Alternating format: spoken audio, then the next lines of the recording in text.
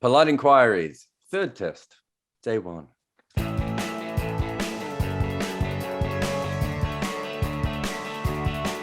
Cricket Couch says, is Boland the budget Siddle? What a brilliant way to start this episode with the heavy-hitting questions. Look, I think it's very important to note that Boland is obviously the second Indigenous player to represent Australia. Took a wicket on the same day that Paddy Mills, another Indigenous Australian, torched the LA Lakers. What a great day for Indigenous sport.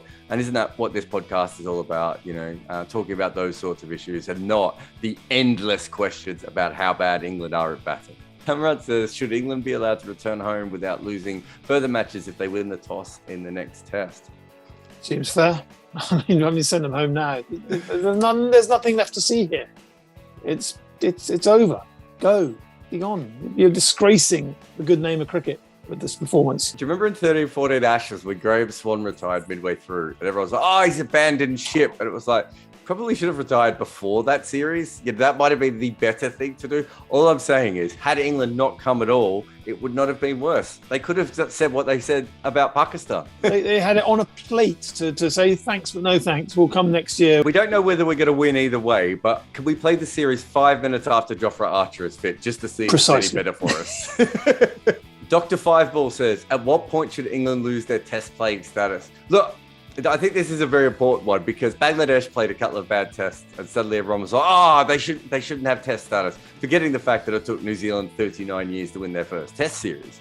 But realistically, this is why the system doesn't make any sense. You shouldn't get automatic first-tier test status just because you started playing the sport over 100 years ago and it was your tea party that everyone was invited to. I'm not saying England should necessarily lose their test playing status. I'm really using this to point out more realistically that we should have multiple divisions. We should probably have 3 divisions of test cricket already so that when teams do start to struggle, they've actually got a reason to rebuild. At the moment, I'm not even sure what some teams' reason to rebuild are. None of that has anything to do with England. They're trying really hard. They just don't have any batters. Talking of Bangladesh, if England lose this, which seems entirely plausible, they're going to draw level with Bangladesh as the most defeated team in a calendar year. Bangladesh of 2003. I mean, that is about as abject as Bangladesh has ever been. And England are about to be that abject. It really is quite sensational. Sensationally bad. Can't read. Sorry, mate. Will says, at what point do we accept that despite his speed and power, Mark Wood isn't actually that threatening to smart batters? Oh, steady on. There are people who deserve a pop in the England team at the moment, but Mark Wood is exonerated from all of that because at least he legs it in at 150 clicks every bloody ball. Yeah, perhaps he could pitch it up occasionally, but at least he rattles David Warner. No one else has managed that. A bit like complaining about Marcus Harris in Australia's team. There are bigger fish to fry than Mark Wood, I think, on this occasion for England. Agamemnon says, how many more runs would Root score if he got to play his own team? Well, to be fair, his bowlers aren't the problem. But in this year alone, he has averaged 62 with the bat, and the rest of his team have averaged just under 19 combined. So, I mean, I don't know how to answer your question, but that's not good, is it?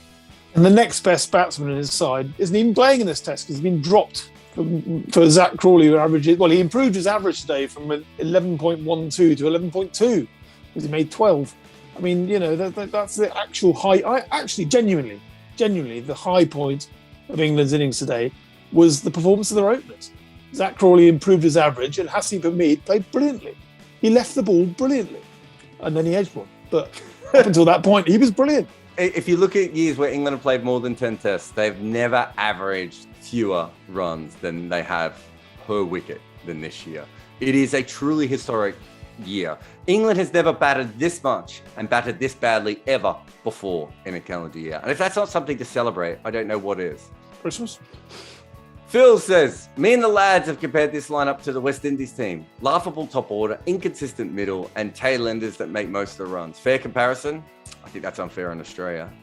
No, it's not a fair comparison because it's not a fair comparison because England's tail-enders don't make the most of their runs. Even their tail doesn't make any runs. It's more like Zimbabwe circa 2000, just before the black armband protest, when Andy Flower basically scored all the runs and Grant Flower occasionally chipped in and everyone else was fleeing the ship. Karthik says, will this test last 4 days? 4? It's going to last 3 days. It probably depends on how long Australia can actually bat, because I don't think it's not England probably prolonging this on the other end now, is it? And England's bowlers are good enough to bowl Australia out quickly, which means England are going to get bowled out quickly. So, yeah, 2.5, I reckon. We'll see you tomorrow.